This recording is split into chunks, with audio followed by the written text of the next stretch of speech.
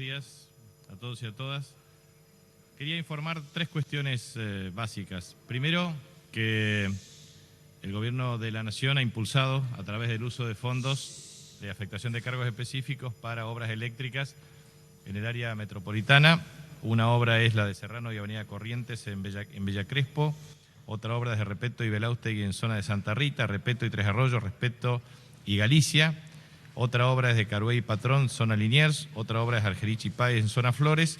Y otra obra de Boyacá y Juan B. Justo en zona Villamitre. Son 5 obras que ya se iniciaron y que en consecuencia tiene por objetivo resolver los problemas que tienen que ver con la infraestructura eléctrica para garantizar la provisión correspondiente, en virtud de las fallas detectadas.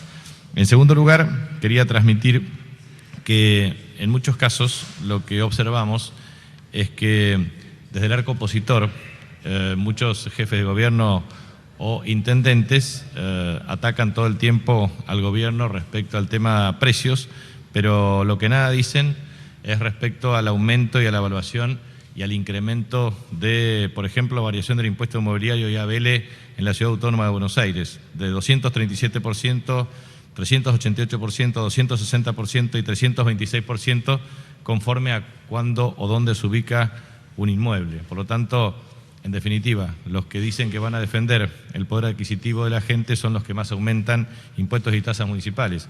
También un candidato presidencial de la oposición, que es intendente municipal de Tigre, de 137 a 140% o 283% de acuerdo a la categoría. Entonces, creo que es necesario plantear la coherencia o los mismos intendentes aliados a ese proyecto que aumentan hasta el 70% las tasas de servicios generales. Entonces, lo que me parece que es importante es tener coherencia entre dichos y hechos. Por un lado, pretenden atacar permanentemente al gobierno y por el otro lado, la responsabilidad que a ellos les compete efectivamente en el uso de las potestades tributarias, lo que hacen es incrementar sustancialmente tasas o tributos en general que efectivamente afectan el poder adquisitivo de la gente. Por un lado, eso, es decir, hay que tener coherencia entre lo que efectivamente se dice y entre lo que efectivamente se hace. Por último, quería hacer una breve mención a una cuestión. El día lunes hemos tenido una reunión con el presidente de ASU, Alfredo Coto, e hicimos una evaluación desde el punto de vista del programa de precios cuidados. En ese contexto, como ustedes saben, 100 productos, 194 precios, acuerdos para el área metropolitana inicialmente, la costa para este fin de semana, mes de enero para extender efectivamente a los supermercados de carácter regional, chinos, etcétera, con la extensión a todo el país. Y en virtud de ello hemos identificado problemas de logística y abastecimiento en algún tipo de productos, vinculando a los 64 proveedores que efectivamente han acordado desde el punto de vista del suministro de los bienes que están garantizados en la canasta. Es decir, lo que nosotros hemos planteado claramente es que el programa Precios Cuidados tiene por objetivo garantizar por parte de los proveedores la provisión de los bienes y mercancías necesarios para que se encuentren en las góndolas de los supermercados a los precios determinados y publicados. En consecuencia, la información es la siguiente. Durante el mes de diciembre se han registrado ventas de carácter excepcional y eso ha generado efectivamente faltante de determinado tipo de productos para garantizar la continuidad del abastecimiento en el mes de enero, cuestión que se está regularizando en forma inmediata, es decir, los días feriados más las ventas extraordinarias en el mes de diciembre han generado tensiones desde el punto de vista de la provisión y esto es lo que se va a hacer ahora en forma inmediata para regularizar. Y en virtud de ello, también hemos evaluado, por ejemplo, el comportamiento desde el punto de vista del precio de determinado tipo de bienes, principalmente aquellos de carácter estacional. Se estima, por ejemplo, que el tomate en los próximos 10 días, por problemas climáticos, podría tener una reducción de la oferta, en consecuencia un incremento de precios. Por lo tanto, a los efectos de hacer el seguimiento continuo de la provisión de los bienes que integran esta lista, la Presidenta de la Nación instruyó al ministro Axel Kicillof para que a través del Mercado Central de la República Argentina propicie la importación de tomates de Brasil, precisamente para garantizar abastecimiento y precio a los consumidores. Si es posible, precios inferiores a los del mercado, tanto mejor. Entonces, Esto me parece que es importante y se hará con todos aquellos bienes que experimenten problemas de oferta estacional o que pueden afectar el nivel de precios del sistema o del programa de precios cuidados, a los efectos de garantizar que el consumidor tenga todos los bienes de precios cuidados perfectamente garantizados en términos de abastecimiento y en términos de precios. Eso es lo que ha instruido la Presidenta de la Nación y eso es lo que se va a implementar próximamente. Es decir, se va a recurrir inclusive a importación determinada de determinados productos precisamente para garantizar precio y cantidad. Ministro, buen día. Mercedes Mendoza, soy de C5N. Preguntarle, antes que nada, respecto del discurso, si va a estar o no presente hoy la Presidenta de la Nación, Cristina Fernández de Kirchner, en el anuncio respecto de la asignación universal por hijo y, por supuesto, qué es lo que se va a anunciar esta tarde. La Presidenta de la Nación comunicará su agenda en el día de hoy por la mañana, por lo tanto será pública y en consecuencia veremos su actividad. Por eso, ella va a determinar la agenda y va a comunicar. ¿Cómo le va? Buen día, ministro. Gonzalo Asís, de Canal 3 y Todo Noticias. ¿Le puedo preguntar por dos temas, puede ser? El primer tema que le quiero preguntar tiene que ver con estas idas y vueltas que hubo al respecto del tema bienes personales. Primero, saber si habrá cambios o no habrá cambios, si es como usted dijo, si es como dijo Echegaray, si es como dijo Kicillof, y preguntarle si esto fue una desinteligencia, una desautorización o si hubo una marcha atrás, en definitiva, de una idea que existía y que decidieron finalmente no hacer. Ese es el primer tema. Mire, no tengo ningún comentario para formular. Lo que ha manifestado el ministro Axel Kicillof es la palabra de la Presidenta de la Nación. Por lo tanto, eso es lo que efectivamente se hará.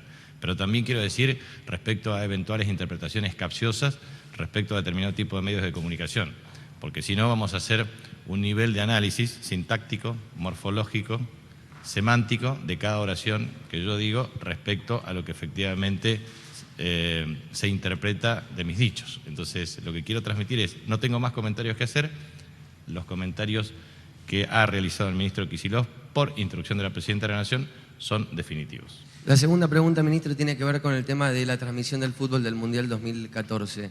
Los 18 millones de dólares que abona el Estado en concepto de la transmisión de los partidos, ¿van a salir de las arcas del Estado? Es decir, que vamos a ver publicidad pública o se va a financiar con publicidad privada como ocurría en el pasado cuando se transmitía el fútbol en este tipo de acontecimientos.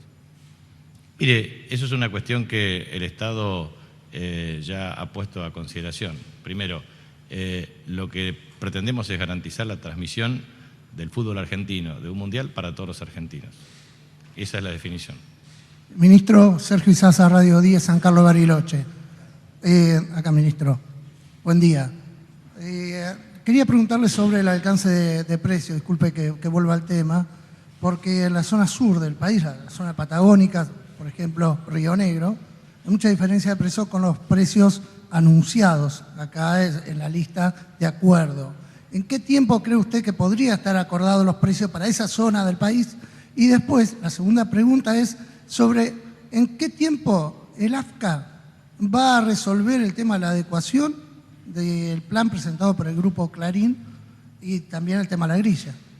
Respecto al tema de precios cuidados, el procedimiento secuencial es el siguiente. Primero, área metropolitana, o sea, Ciudad Autónoma de Buenos Aires, Capital Federal, Gran Buenos Aires. Ahora se extiende a la costa. Sigue con la extensión a otros supermercados, a otras cadenas de tipo regional y los popularmente denominados chinos, y pretende extenderse a todo el país durante el mes de enero. Se avanza con esa intención. ¿Cuál es la diferencia entre provisión del interior? Es que en algunos casos existen bienes cuyos costos de fletes son inferiores en las cadenas regionales porque se produce localmente, y en otros, muy por el contrario, los precios son diferentes en virtud del costo de flete. Por lo tanto, se está trabajando muy rápidamente para que en el mes de enero Precios Cuidados esté debidamente funcionando en todo el país. O sea, ese es el esfuerzo y la meta, y vamos a hacer el máximo esfuerzo para que así sea. La Administración Federal de Servicio de Comunicación Audiovisual tiene, creo, programado reuniones para el mes de febrero. De manera que ahí deberá evaluar, porque no es solamente el Grupo Clarín, es un conjunto de medios que han presentado su plan de adecuación y tienen que ser tratados. Buen día, ministro. Eugenio Payete, Leu2, Radio Bahía Blanca.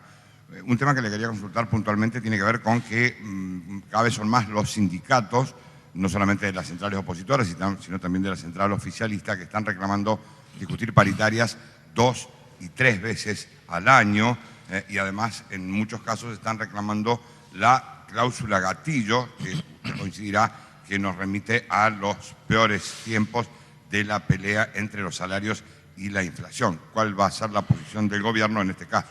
Bueno, repito lo que siempre digo. Las paritarias constituyen obviamente mecanismos de negociación salarial en virtud de la plena vigencia de las convenciones colectivas de trabajo.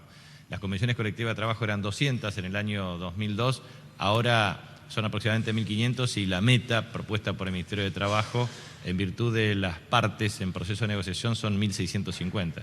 En consecuencia, cada paritaria tiene la particularidad de reunir a empresarios y trabajadores en virtud de pautas de productividad y disponibilidad de financiamiento para la estrategia desde el punto de vista salarial. Y no todas han evolucionado de la misma manera. Ahora, si uno toma los últimos 10 años, efectivamente ha habido, frente al peor índice promovido por la oposición, una recuperación del poder adquisitivo del salario real del 72%, con 6 millones de puestos de trabajo generados y con una desocupación equivalente al 6,6%. Por tanto, lo que quiero transmitir enfáticamente es: paritarias son libres de negociación entre las partes y se verá conforme a los plazos de vencimiento de las mismas o a las estrategias de negociación de las partes. Buen día, ministro. Liliana Arias, de Radio Nacional, y justamente con relación al tema de paritarias, siempre a finales de diciembre, los primeros días de enero, comienzan las paritarias de los maestros. Este año comienzan las clases una semana antes, hacia fines de febrero. Digo, si se sabe cuándo van a comenzar las paritarias docentes para garantizar el buen inicio de clases, y si va a haber algún techo con las paritarias docentes. Mire, vuelvo a insistir, el concepto de negociación de paritaria tiene que ver con acuerdo de partes, y en ese contexto, en el caso de paritarias docentes, el plazo es hasta el inicio de clases en el mes de febrero, de manera que los procesos de negociación entre las partes se encauzará debidamente en ese plazo. Es lo que tengo para decir, digamos. O sea, puede ser antes, después, pero finalmente el plazo es el mes de febrero. Buen día, ministro. Graciela Stuchlik, de TELAM.